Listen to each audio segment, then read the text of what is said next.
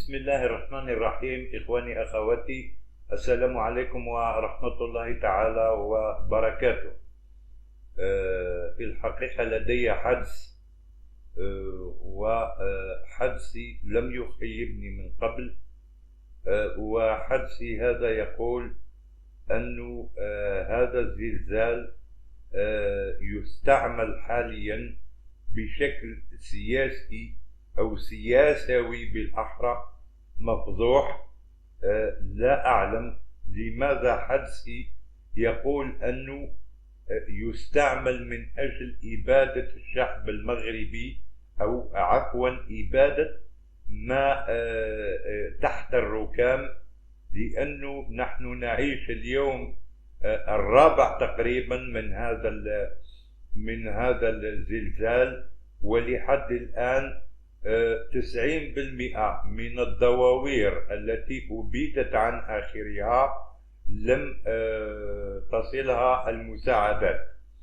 المملكة المغربية أو النظام المغربي المخزني يبدو أنه ركب موجة الزلزال من أجل إبادة هؤلاء نهائيا، من أجل ربما قتل الشعب المغربي. لا أريد أن أفكر بأن هذا الزلزال مفتعل أصلا ربما من طرف الكيان الصهيوني بتكنولوجيا متقدمة في هذا المجال. لا أريد أن أذهب إلى هذا الطرح الدنيء، لكن يبدو أن دناءة المخزن تؤكد هذه المرة أنه فعلا يراد لهذا الزلزال أن يشرد الشعب المغربي ويقتل تحت الأنقاض بدون البحث عنه أو إخراجه، ويراد للبقية من الشعب المغربي أن تشرد في يعني الفيافي والقفار في الغابات. يراد كذلك عدم دفن الموتى لانتشار الأوبئة والجراثيم لقتل الناس.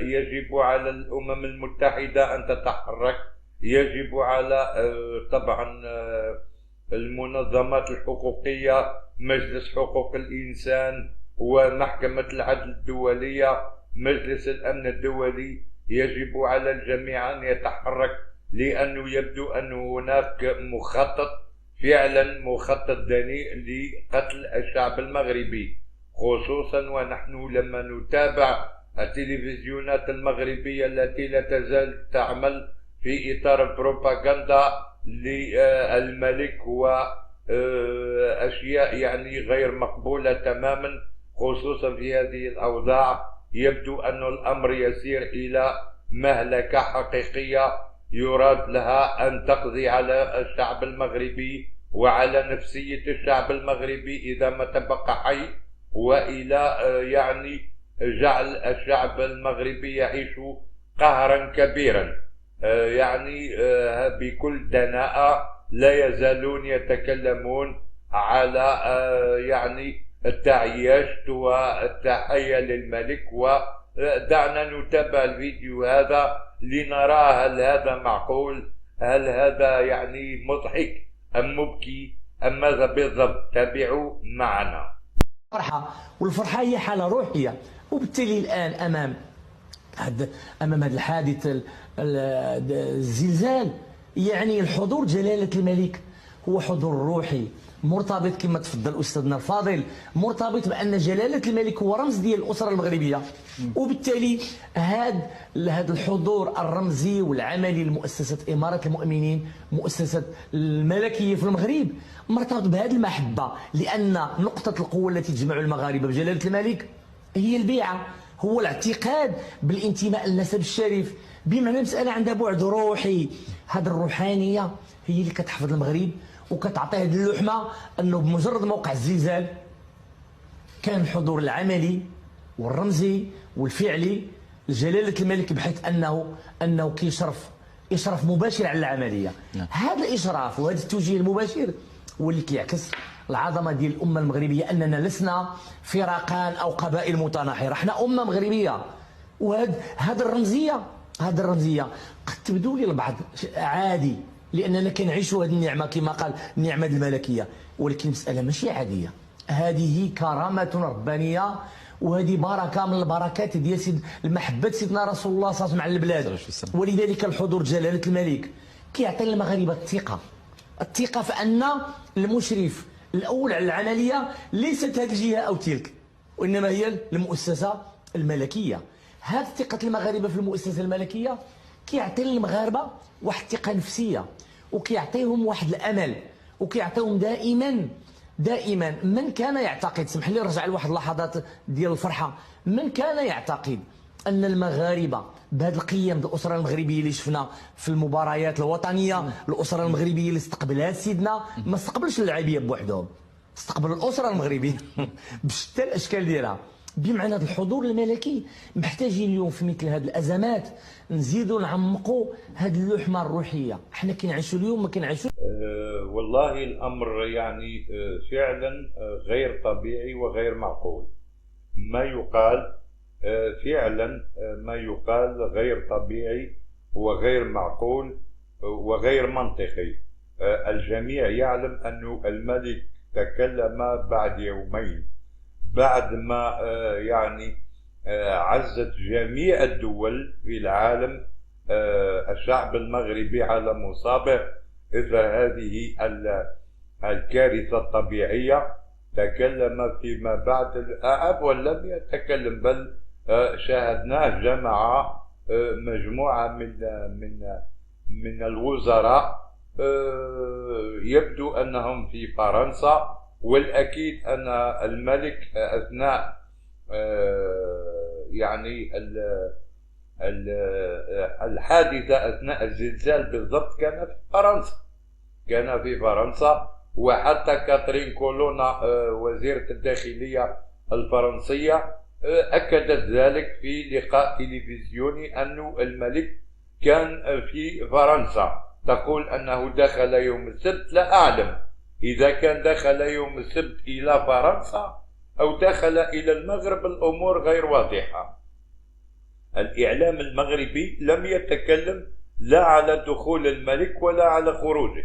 يبدو حتى أن الاجتماع أقيم في فرنسا، وهناك معلومات وأخبار أكيدة أن الملك والأسرة المالكة إلى حد الآن لا يزالون في فرنسا رغم معاناة الشعب المغربي. ربما يقومون ببعض البروباغندا الإعلام المغربي بتصوير هليكوبتر شينوف بأن الجيش يقوم ب يعني التدخلات، لكن لا وجود للفيديوهات الميدانية للجيش في أي مكان من تلك الدواوير في المغرب. الحقيقة أنه الشعب المغربي يعاني هذه الويلات لوحده في الجبال، وأهاليه يعني من ربما كان لديه أمل في أنه يجد أبوه أو إخوته أو أمه أو زوجته تحت الإنقاذ حية، يبدو أنه فقد الأمل فعليا، وأنه كما قلت المخطط واضح، أنه قتل كل من تحت الإنقاذ والإبقاء عليهم هناك، والإبقاء عليهم مدفونين تحت الإنقاذ، ولا يوجد أي شيء يعني يدل على أن هناك جدية في البحث عن الضحايا. قبل ذلك نتابع ماذا قالت كاترين كولونا نفسها بخصوص تواجد الملك بفرنسا في أثناء الحادثة بالضبط. طبعا aussi ce qu'il a été. Le roi, dit-on, était en France d'ailleurs au moment du séisme? Je crois qu'il était dans notre pays, qu'il est rentré samedi, a présidé une réunion de crise avec, vous l'avez vu, tous ses ministres autour de lui et pris les décisions qui s'imposaient. Catherine Colonna, pardon d'insister, mais je voudrais vraiment...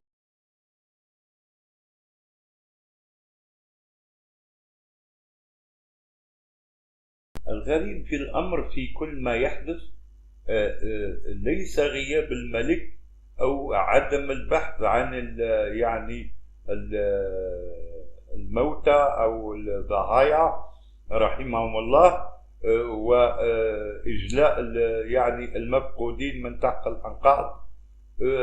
الغريب هو أنه تقام طقوس تلمودية في في صالات تابعة للكيان الصهيوني داخل المغرب، ودعاوى تلمودية وطقوس تلمودية تقام على أرواح من نقول أنهم شهداء الزلزال، لأنهم شهداء. من مات في الزلزال شهيد، ومن مات محروق بالنار شهيد، ومن مات غريق شهيد. وهنا نترحم على إخواننا كذلك في ليبيا رحمهم الله، ونتمنى كذلك أن تقام هناك جسر جوي ما بين الجزائر وليبيا من أجل إنقاذ إخوتنا هناك كذلك. المصيبة المصائب لا تأتي فرادى، تأتي من كل الجهات الحمد لله.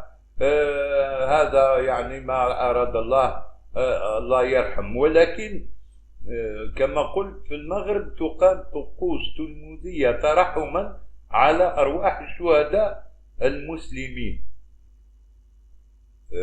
تصور في الإعلام بشكل عادي. الأمر ربما غريب وغريب جدا، لكن عندهم الأمر وكأنه عادي جدا أن تقام هذه الطقوس ويسوق لها في الإعلام ويحيي الكيان الصهيوني وكل ذلك. الأمور والله غير معقولة أبدا وغير منطقية. وكل هذه الترهات والهرطقات التي يقوم بها المخزن أصبحت غير مقبولة. كما قلت في فيديو البارحة كان بعنوان الكارثة التي أصبحت مهزلة، يؤكد يوميا أنها فعليا مهزلة ومهزلة حقيقية. شاهد فيديو لصهاينة المغرب الجدد ماذا يفعلون وكيف يقومون بطقوس تلمودية ودعوات تلمودية على أرواح الشعب المغربي بدون أخلاق ولا ويسوق لهم في الإعلام. شاهدوا معنا.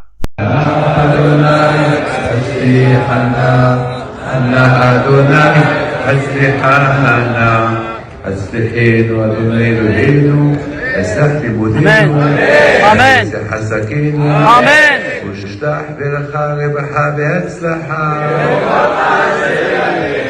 والمعصية دين والذي بيتونا بسمحة إسا صدقا بأتمة لكي بدوني إلو الخير أيضا يوم صاحب سخلتو.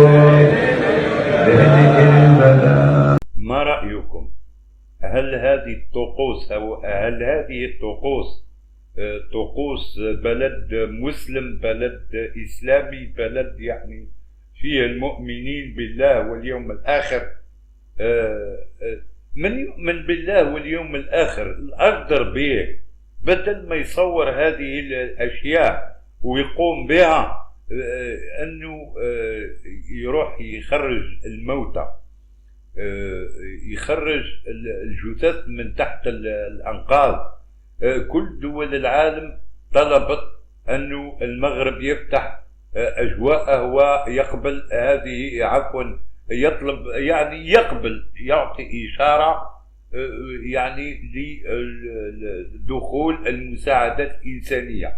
الجزائر من اليوم الأول، من اللحظة الأولى، وهي تطالب بأنه تأتي إشارة خضراء من المغرب لدخول المساعدات. وإلى حد هذه الساعة التي نتكلم فيها هناك لحد الآن 3 طائرتين للأفرشة والأغطية والألبسة والمساعدات العينية، وطائرة متخصصة تحمل 80 عنصر من الحماية المدنية مع الأطباء مع الأطقم المتخصصة مسيلوفيل من كل يعني الأطقم المتخصصة في الإنقاذ، وهي من بين الأحسن في العالم.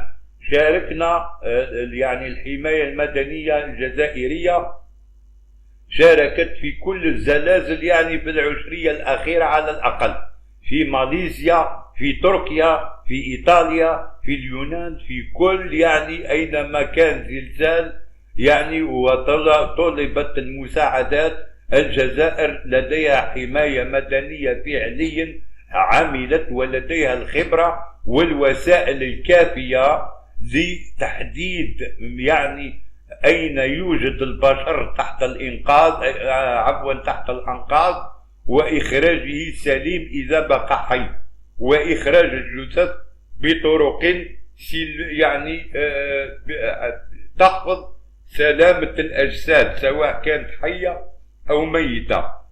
هناك فرق للكلاب يعني التي تكتشف، هناك تجهيزات تقنية، هناك تجهيزات تكنولوجية حديثة جدا استعملت في تركيا، ومنها حتى ما لم يستعمل في تركيا، بمعنى أنه باستطاعة الحماية المدنية الجزائرية أن تقوم بواجبها أحسن مما كان في تركيا، مع أنه في تركيا كانت هي أحسن يعني الحماية المدنية التي يعني حتى طيب أردوغان يعني قام بتكريمها نظير الجهود التي قامت بها. والشعب التركي والفيديوهات موجودة على اليوتيوب أنه الشعب التركي نفسه يقر بأنه من أحسن الطواقم التي عملت في تركيا.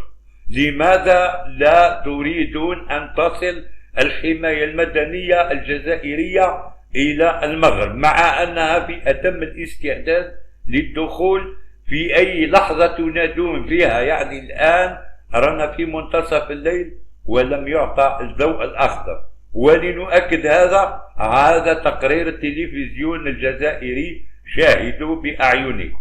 تسوى إدارة العمليات في الكوارث الكبرى، فيها فرقة أسنود تقنية، فرقة متخصصة بالإنقاذ تحت الردوم، فرقة طبية، وأيضا فرقة لوجستية تساهم بفعالية لها من تجربة ما يسمح لها بتقديم المساعدة الضرورية.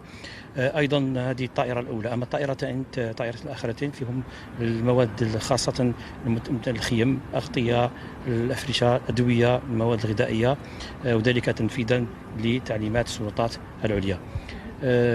بدون شك نحن ننتظر حاليا الضوء الأخضر للانطلاق إلى تقديم المساعدات الضرورية لأشقائنا في المملكة المغربية. والله كما قلت هناك فعلا مخطط غير مفهوم وغير واقعي، غير منطقي، لأنه فعلا في المغرب أصبح الواقع لا ينطبق على المنطق.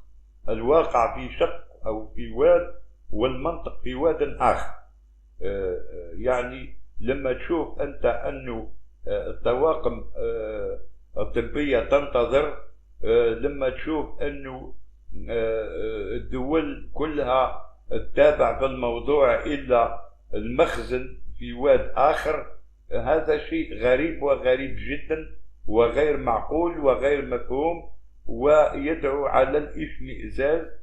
حقيقة يدعو على الاشمئزاز، ويؤكد أنه الشعب المغربي المقهور فعلا لا أحد يعلم به ولا أحد يوليه أي أهمية. ونؤكد هذا على لسان أحد النشطاء المغاربة الذي يقول أنه من يحكم المغرب بعصابة يعني لا تولي أدنى اهتمام للشعب المغربي، وليس له أهمية هذا الشعب أبدا. نتابع معنا ماذا يقول هذا الناشط المغربي. ومن بعد يوم كيزيد يتأكد لي على أن المغرب حاكمينه ولاد دين الكلب. بهذه اللغة هذه الناس ما عندهم لا دين لا ملة، أقسم بالله إلا قريش كانوا غيكونوا أرحم بهذا الشعب من هاد الناس هذا. ما كيخليوش الناس يدفنوهم. الناس قالك عباد الله خناز تعطى التريحه. والله العظيم الا عندي فيديوهات دابا غير ما نقدرش بارتيجيو غير بلوكيو، غادي تبلوكا 200 عباد الله. وكان لا ما تدفنوش، وإلا دفنتيه ما نعطيك شهادة الوفاة. المعلم خليه تما كيخناز يدود، الناس عطات الريحه، وهو راه كيقول لك اكرموا الميت دفن. فين ما عمرك كتهضر؟ هادو راه ما كيعرفوا في الدين، ما كيعرفوا، ما عندهم اصلا لا دين لا مله. فين غاديين بهذا الشيء؟ ما قادين تنقدوا عباد الله، ما قادين ترحموا، ما مخليين الرحمه تنزل. هذا هو دابا السؤال المطروح، كيفاش انت مقدم ولا قايد من خلاص تدفن والديها؟ اودي اش غنقول لكم، الله يخزيكم الحق، الله يعطيكم الزلزال نتوما وعائلاتكم. للأسف فعلا هذا ما هو عليه الوضع، وهذا ما يعني هذا وش يسوى الشعب المغربي، وهكذا تنظر يعني السلطة المغربية للشعب المغربي. وهذه معروفة عن المخزن ومعروفة جدا، والمخزن يعني كل شيء متلاعب به، كل شيء متلاعب به، وكل شيء يعني بروباغندا وكذب وتلفيق وتزوير. ويعني أهم شيء في المغرب هو الملك، والله أهم شيء في المغرب هو الملك والأسرة المالكة. أما ما تبقى لا يهم لا غبار عليه، لا يعني لا يسوى، ما يسواش بصلة مثل ما نقولوا. نبغى نشوف فقط الإحصائيات. والله الغريب أنه في كل الإحصائيات في العالم، سواء للكوارث الطبيعية، زلازل، فيضانات، براكين، حتى يعني لي زاكسيدون لا كود لا روت، حتى في الليغار، في الحروب، من المنطقي والمعقول والواقعي انك تجد الاحصاء يعني في اي احصاء انه عدد يعني الوفيات اقل من عدد الجرحى، بمعنى انه عدد الجرحى في المستشفيات او خارج المستشفيات يكون اكثر عدد من عدد الموتى، او يعني القتلى، نقول الشهداء. على كل حال نحن بالنسبه ل يعني ضحايا الزلازل في الماء، الزلزال في المغرب، فكيف في المغرب نجد انه عدد الجرحى اقل من عدد الوفيات؟ هل هذا مقبول؟ عدد الوفيات 2862، وعدد يعني الجرحى 2562 كذلك. ولا أعلم 62 هذه ما هي، يعني ما الحكمة في الرقم 62 هذا الموجود في عدد القتلى وعدد الجرحى؟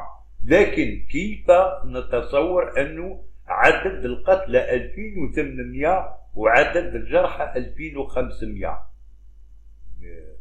هذه الإحصائية يبدو لي وأظن، وأنا لم أصادف من قبل في أي كارثة أو أي حرب أو أي يعني شيء مثل هذا، أنه عدد القتلى أقل من عدد الجرحى. سبحان الله، عدد القتلى أكثر من عدد الجرحى.